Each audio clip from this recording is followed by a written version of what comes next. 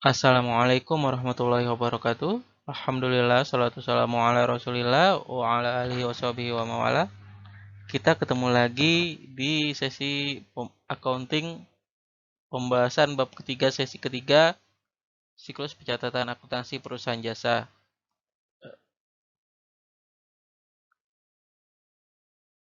Kita akan membahas jurnal umum dan buku besar. Di sesi sebelumnya kita sudah membahas secara ringkas bagaimana jurnal umum itu, manfaatnya dan cara penyusunannya secara ringkas. Nah, kali ini kita akan membahas proses setelah jurnal umum, yakni buku besar. Proses pencatatan buku besar merupakan tahap ketiga dari rangkaian penyusunan laporan keuangan, di mana tahap pertama adalah analisa bukti transaksi yang setelah dianalisa dia diinput ke dalam jurnal umum.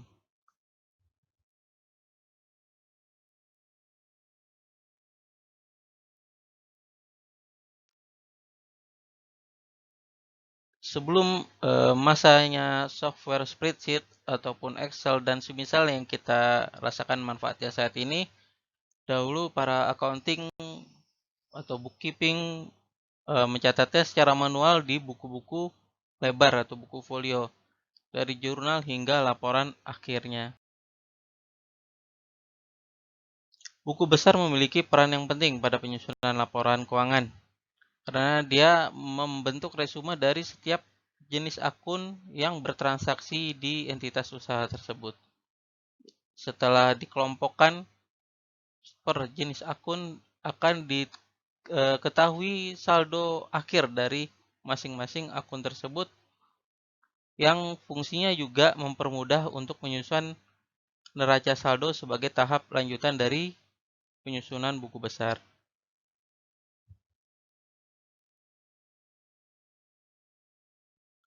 Dalam penyusunan buku besar, dia tetap terikat pada aturan debit kredit dan saldo normal, sehingga kami menyisipkan kembali slide perihal aturan debit kredit dan saldo normal pada pembahasan kali ini, agar kita lebih memahami ya, atau mudah untuk melihat konsepnya kembali. Berikut juga detail dari masing-masing master akun harta, modal, dan hutang usaha. Ini adalah pengulangan dari 2 slide sebelumnya.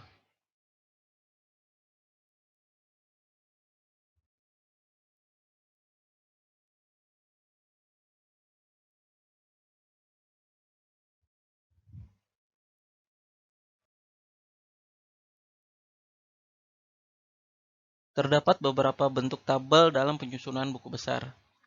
Yang pertama, di sini kita lihat tabel dengan 2 lajur debit kredit.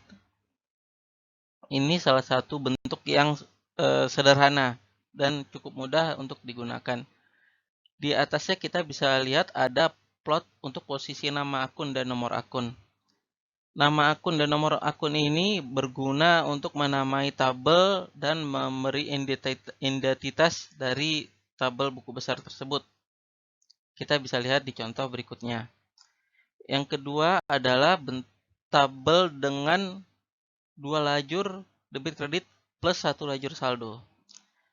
Nah, di sini kita namai buku besar ini adalah dengan nama buku besar kas, yaitu bisa dilihat di atasnya sebelah kiri, dan di sisi atasnya sebelah kanan ada pengkodean atau penomoran akun. Metode penomoran ini kita bisa contohkan. 110 ini menandai kalau ini adalah kelompok harta di sub akun kas dan bank. Strip 10-nya ini menandai bahwa ini adalah buku besar akun kas. Jadi strip 10 ini bisa berganti angka pada kelompok sub akun kas dan bank. Bisa jadi strip 20 adalah kas kecil, strip 50 adalah akun bank, rekeningnya, dan seterusnya.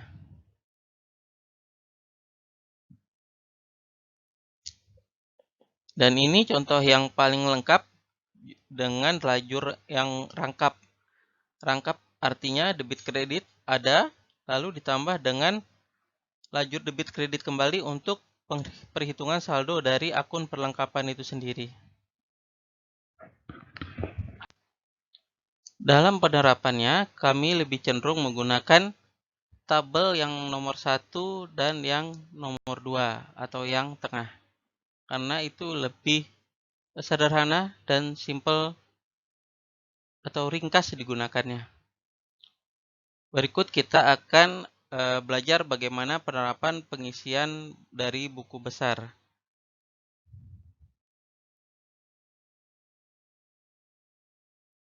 Sekarang kita akan membahas bagaimana cara menyusun buku besar berdasarkan transaksi-transaksi yang ada di jurnal umum.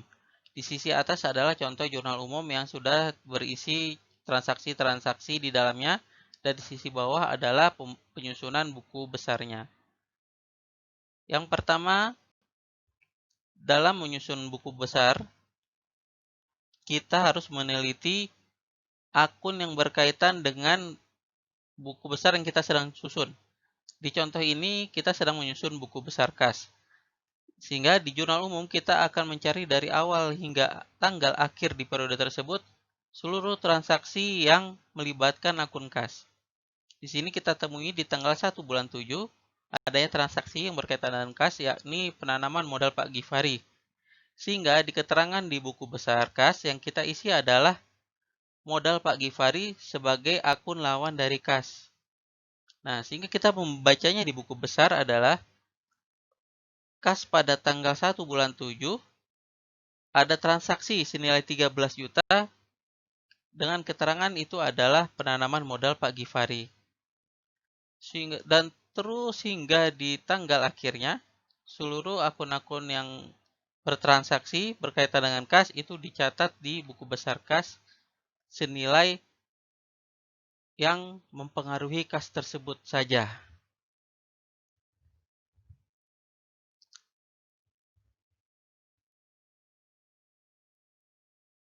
Kita masuk pada contoh yang kedua. Di sini kita akan mencoba menyusun buku besar pendapatan servis berdasarkan transaksi yang ada di jurnal umum. Sama seperti metode sebelumnya, kita harus meneliti dari awal hingga akhir periode transaksi-transaksi mana saja yang berkaitan dengan pendapatan servis. Di sini kita temukan pada tanggal 3 bulan 7 adanya transaksi di mana perusahaan menerima kas senilai 600.000 dari pendapatan servis. Sehingga pada buku besar pendapatan servis, keterangannya itu kita tulis kas. Bila keterangannya itu adalah piutang usaha karena si kliennya itu menggunakan metode mencicil atau tunda bayar, berarti di situ kita tulis piutang usaha. Kas ini kita tulis pada keterangan, dan pada sisi nominal di debit dan kredit kita isi di kredit 600.000. Dia bukan di debit. Karena pada buku besar itu mengikuti induk di buku besar tersebut. Di sini pendapatan servis. Pendapatan itu adanya di posisi kredit, saldo normal dan saldo bertambahnya. Lalu kita temukan juga di tanggal 10 bulan 7 adanya transaksi yang berkaitan dengan pendapatan. Di sini ada dua akun yang bertemu dengan pendapatan servis, yakni kas dan piutang usaha. Itu artinya kita catat keduanya pada buku besar pendapatan servis dengan detailnya masing-masing. Di sini ada kas, di keterangan juga ada piutang usaha, dan nominalnya pun sama. Itu nominalnya adalah di posisi kredit sesuai dengan saldo normal pendapatan usaha. Dan di sisi kanan adalah yang paling kanan tuh lajur saldo. Lajur saldo itu dia akan mengikuti pertambahan dan pengurangan sesuai nilai yang ada di lajur debit kredit. Di sini pada buku besar ini di pertanggal 10 total saldo pendapatan adalah Rp5.600.000.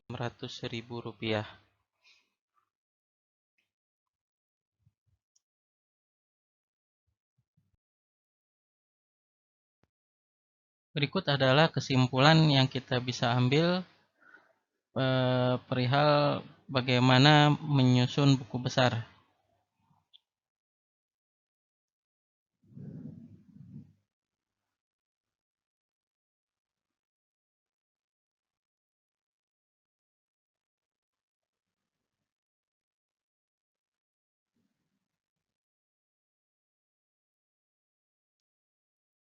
Demikian, ini pembahasan ringkas simple dari metode pembuatan buku besar, dan metodenya itu sama berlaku pada seluruh pembuatan buku besar akun-akun yang lainnya. Jadi setiap akun itu memiliki buku besarnya sendiri selama dia memang timbul di jurnal umum. Dan kelanjutan dari pembelajaran pembuatan buku besar ini akan berlanjut menjadi neraca saldo kesimpulan dari saldo-saldo akhir dari setiap akun buku besar, yang insya Allah akan kita bahas di sesi berikutnya. Bila ada pertanyaan atau diskusi, bisa berkomunikasi kita via WhatsApp ataupun via email. Terima kasih atas perhatiannya. Assalamualaikum warahmatullahi wabarakatuh.